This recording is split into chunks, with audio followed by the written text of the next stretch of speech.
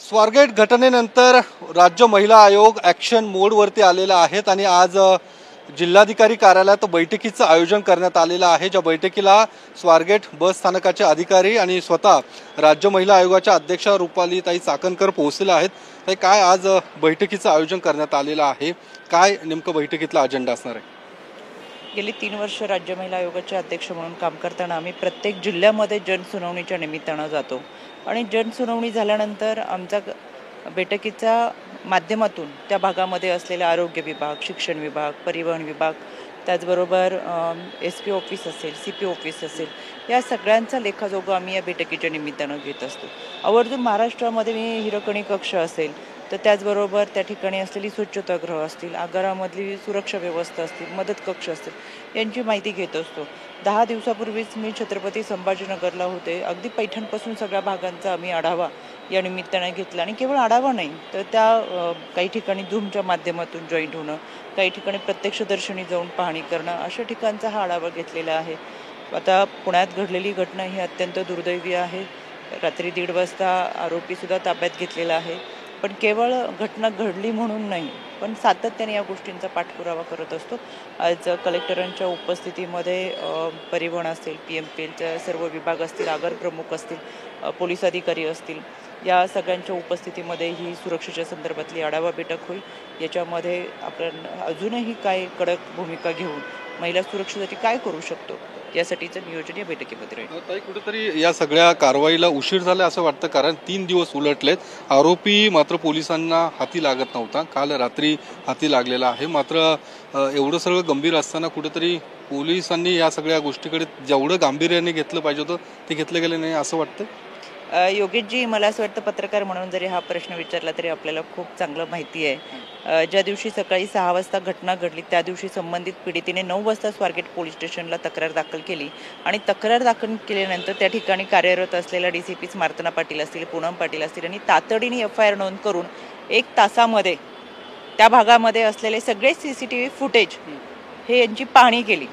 पीडितेने ज्या पद्धतीने सांगितलं त्या पद्धतीने आरोपीचे स्केचेस असतील आणि फोटो मिळून तातडीने 8 तपास पथक तयार केले आणि हे त्या भागामध्ये पाहणीसाठी रवाना केले। याच्यानंतर सुद्धा संबंधित विभाग म्हणजे ग्रामीण असेल, सायबर असेल, पुणे शहर असेल, या सगळ्यांनी अतिशय युद्ध पातळीवरती आरोपीचा तपास घेण्यासाठी सुरुवात केली। CDR काढले, लोकेशन डिटेक्ट केलं आणि या सगळ्या अनुषंगाने पहाटे म्हणजे 1:30 वाजता रात्री आरोपी ताब्यात घेतलेला आहे। त्याच्यामुळे असं म्हणता येणार नाही की उशीर केला आहे, दिरंगाई केली आहे। जर तक्रार दाखल केल्यानंतर जर FIR लगेच घेतलेली आहे तर यामध्ये दिरंगाई कुठे होते? काय होतं, पद येतात जातात, सत्ता येती जाते, खाकी वर्दी कायम ही नागरिकांच्या संरक्षणासाठी काम करत असते। विनाकारण आपण त्या खाकी वर्दीला बदनाम करू नये असं मला वाटतं। पण मग कुठेतरी विरोधकांकडनं सातत्याने महिला आयोगाच्या कामकाजावरती प्रश्न उपस्थित केला जातोय। जसं आत्ता ही घटना घडली, यापूर्वी देखील प्रश्न उपस्थित केला जात होता आणि आत्ता ही जी बलात्काराची घटना घडली या घटनेच्या निमित्ताने देखील पुन्हा एकदा महिला आयोगाच्या कार्यपद्धतीवरती प्रश्न उपस्थित केला जातोय विरोधकांकडून। मला वाटतं मी आपल्या सगळ्यांना सगळ्यात पहिली माहिती माझ्याकडूनच आपल्याला गेलेली आहे महाराष्ट्रात, की तपास कशा पद्धतीने करतोय, काय करतोय आणि किती पथक दिलेले आहेत, ही यंत्रणा कशी आहे। घटना घडल्यापासून महिला आयोग याच्यामध्ये आहे। त्याच्यामुळं विरोधकांची भूमिकाच विरोध करणं असतं।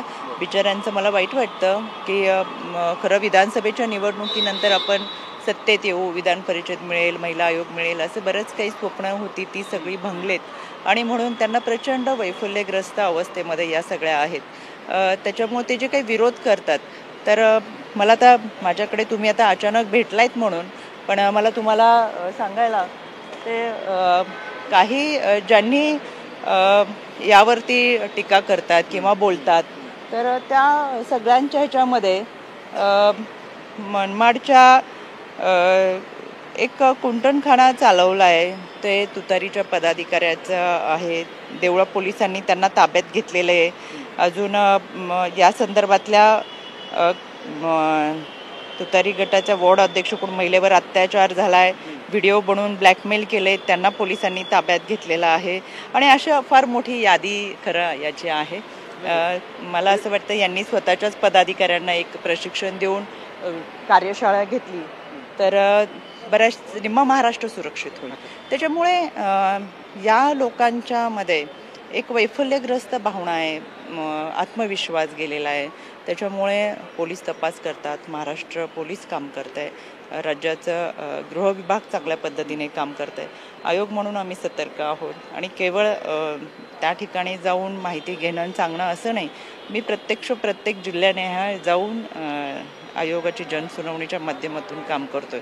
त्याच्यामुळे ठीक आहे, विरोधक म्हणून ते टीका करतात, पण त्या सगळ्यांचं मानसिक संतुलन चांगलं राहू ह्या शुभेच्छा. राजीनाम्याची थेट मागणी केली जाते, तुमचा असू दे किंवा गृहमंत्र्यांचा असू दे, राजीनामा मागितला जातो या मध्ये शरद पवार गटाच्या पदाधिकारी किंवा मग ठाकरे गटाच्या लोकांकडून. योगीजी, मी सांगितलं तुम्हाला, त्यांना आता बिचाऱ्यांना 5 वर्ष काम नाही आहे. ना कोणत्या योजना राबवायच्या आहेत, ना योजनांची प्रभावी अंमलबजावणी करायची आहे, ना नागरिकांसाठीचं कोणता निधी आणून ती कामं करायची आहेत, ना कोणते प्रकल्प उभे करायचे आहेत, ना कोणतं व्हिजन आहे. 5 वर्षामध्ये विरोधात बसल्यामुळे चांगली गोष्ट असेल, उत्तम असेल, अतिउत्तम जरी एखादी योजना असेल तर केवळ त्याच्यावरती टीका करायचा हा एककलमी कार्यक्रम त्यांचा आहे आणि विरोधक म्हणून त्यांना करावं लागेल. शेवटी पक्ष संपतोय, कार्यकर्ते सोडून जातात आहेत, अपयश प्रचंड मोठ्या प्रमाणात आले, महाराष्ट्राच्या जनतेने नाकारले.